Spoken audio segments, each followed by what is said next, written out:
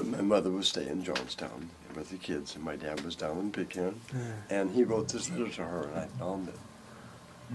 And it was like, you know, well, Minnie, I'm going over to see this guy tomorrow, and I think he's going to have some work for us. I'm not sure if I'm qualified, but me and Paul, we're going to, he had a friend, I guess his name was Paul, I don't know who he was, but we're going over there tomorrow, and we'll see how I can do. How are you and the kids doing? And hope you're okay, and, you know. He says, I have, what did he say he had? I think he said he had $35 left, you know. And $35 back in those days was a lot of money, but that was it. Yeah. There was nothing in the bank. Yeah. There was no future $35, not even 35 cents in you know, that's it. Yeah. And he says, but we'll be all right. He said, I hope you and the kids are all right. And in closing, he said, well, I guess I'll close now, Minnie. He said, it's supper time, and I am kind of hungry. And I thought about that. I'll bet he was. You know, I'll bet he was. Hey, I'm on. I got something for you. Hang on. We're videotaping right now. Oh, okay. Oh. I just wanted you to know this is Jose. Huh? He's working in the backyard. Yeah. Hi. And they're doing cement work. He's with the Tea Cafe. I was wondering what that was all going on, so you're cool. So they're going to be busy, and they'll be here tomorrow earlier, too, so, Okay. and probably for several days. So if you see him and his friend Gambino, they're busy. So I shouldn't be afraid. No. No. Unless they pull a gun. All right. Should pull a gun. Yeah, that letter's a treasure, man. I have that. Isn't that, you know, to find something like that. You Wow. know. I found an old ledger, too. And He plays on Atlantic. I think it was 1937 and 38 we found it. Because he was like the local fix-it man for everybody, too. You know, we used to get our haircuts at the barber shop because my dad would take care of all the barber's tools. You know, fix his cutters, former slippers, and keep his razors sharp, all that stuff. And, you know, anybody had a toaster that didn't work, my dad would bring it by, my dad would take care of it, you know, whatever it was. You know. When TV came out, he did that, you know. And it was like, some of those things in there were funny, you know. He had like a little notes, you know, fix Mrs. Jones' radio today, 10 cents, you know. Wow. You know, got a load of coal, 50 cents, you know. And we had coal furnaces back in those days, you know, I remember that, yeah. Yeah, it was nice. And like I said, you know, growing up in a big family like that, you know, you wore a lot of hand-me-down clothes, and you know, my mother was always so proud. She said, my kids may have patches on their pants, but those pants are clean. You know, she would never let you go out. You know, she made sure that everybody was clean. You know. She may have to put a patch on here or something, sew it, make sure it does not, you know, falling apart. But it was clean. She was very like that. She was a riot. There was no refrigeration when I was a little boy. They didn't have refrigerators. Maybe somewhere they did, but that little town. Icebox. Icebox. Ever tell you that story? That's a funny story. No. Yeah. There's an Iceman was about maybe 5 blocks down from where I was born, where I grew up in that little town. And I had a little wagon, you know, that I get down and get the ice. I can still see my mother leaning over the banisters. I'm down there with my wagon. I'm going to go get the ice. And I didn't get the significance of how funny it was at the time. She said, Carl, now remember, I don't care how long it takes you to get there, but you hurry back. And I went, oh, okay. I wasn't even thinking of it. That's funny, you know. I was taking it, you know. And later on, the only one with a wagon full of water, yeah.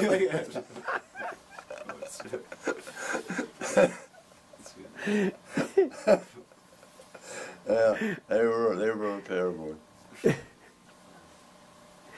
But you know, this guitar, I'm not me guitar. This is something about my dad, too. Well, you take the dust off of it. I haven't played this thing obviously for a long time, you can tell.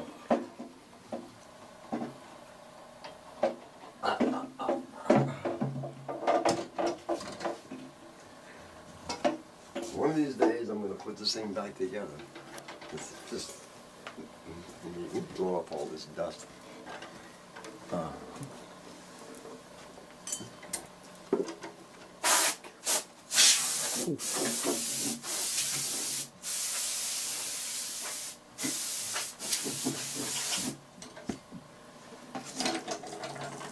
had the tape on him because I didn't want the healthy stuff flop around. But this guitar's in, I forget what year, but early 40s, late 30s, something, I'm not sure.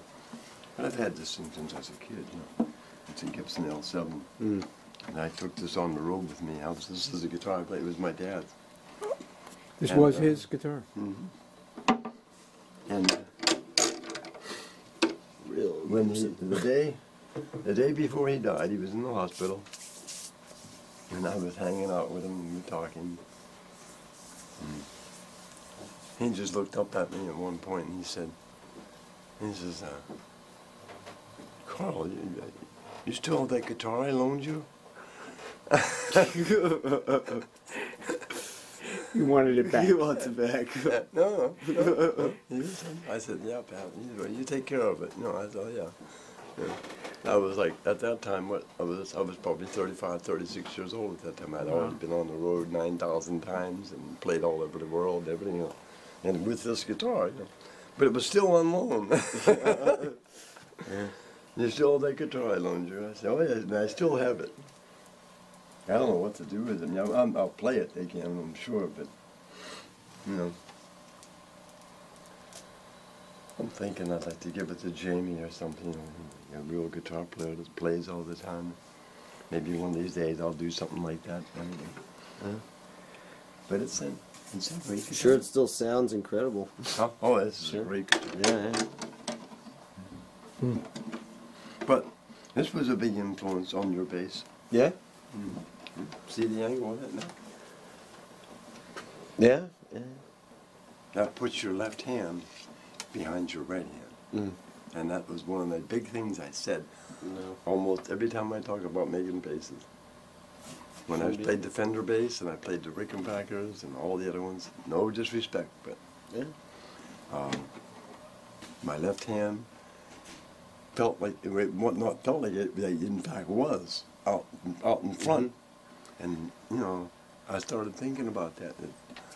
That's kind of uncomfortable out there, I thought. You know, that's why I made the bass. This guitar was a big influence on it because this thing is definitely, the angle is back. It's an extreme angle, actually. Yeah. You know, See. and it does push your left hand back. And then I started looking at violins and basses and everything, and they're all like that, you know.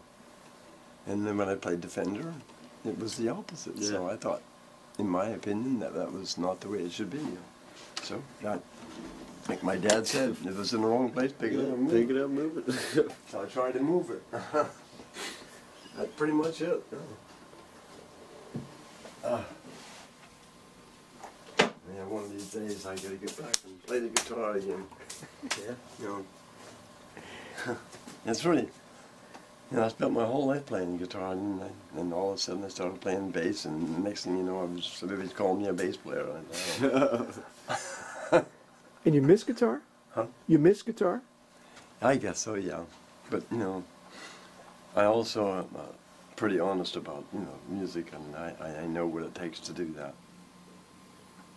I'd have to really, and doing all this, and then practicing the bass, and practicing the guitar, and trying to do it at the level I Not think it enough should be hours at, in the day.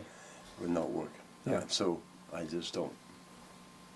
I pick it up and play it, you know. Yeah.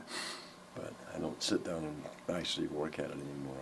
It's just, I'd have to really, I think about trying to find some time to do that, but then I gotta practice too. So I'm playing the gigs on the bass, so I gotta keep at least something there, you know.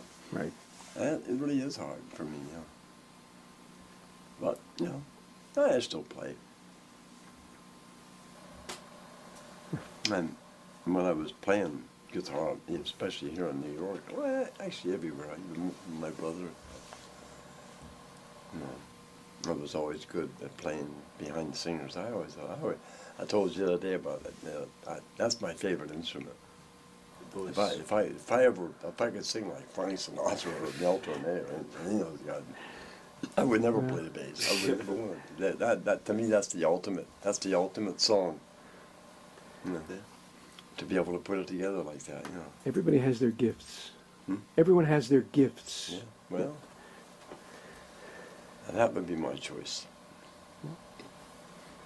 And I always tell people too, and they say, you know, I've done interviews in magazines. They talk about my influences. Frank Sinatra, more than any bass player, more than any guitar player. You're not the only one to say that. I learned more about music, I think, listening to Frank. You know, he didn't know how to play the guitar, obviously, and he played a little bit of piano, I understand, but that wasn't the point. The point was the guy never left the music, and he always said, that's a hard thing to understand, but that's the way I can't explain it, but he was in the music all the time. He never left the music. The music was always very important to him, I think. You know, it was always like, in fact, there was times like, I wondered how he could get through some of those albums. I mean, he was so real and so in touch with what the song was about. You know, some of those really, some of those ballads that were just torching. You know, the lyrics were like, you know. I mean, I sing a little bit, you know, and I can kind of talk my way through songs, and I can get away with it a little bit, you know. And I had trouble, you know. Some of those lyrics, really, if you're really doing it, you know, that's the way to do it. And Frank just, I'm a fool to want you. You know? He wrote the lyrics to that tune. That was his tune. Yeah. And from what I understand, it was written around the time he was having all those heartaches and headaches with Ava Gabor, you know, Ava Gardner, you know, and they were married, and he was going through a whole bunch of stuff, you know.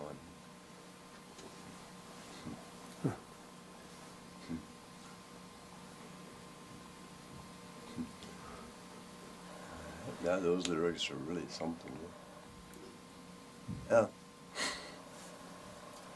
That's the way I look at it anyway, you know. And just what was around him, all the orchestrations and all the people he had, all those wonderful musicians and the people who, Nelson Riddle and Don Costa and Gordon Jenkins, so many great arrangers, you know, that he had around him always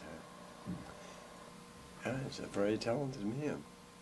And he lasted forever, too. It wasn't, Yeah. like, you know, his dad was saying, some of these guys come up there the one day and the next day they're nowhere. But Frank was there forever, right up until the end, you know. Yeah.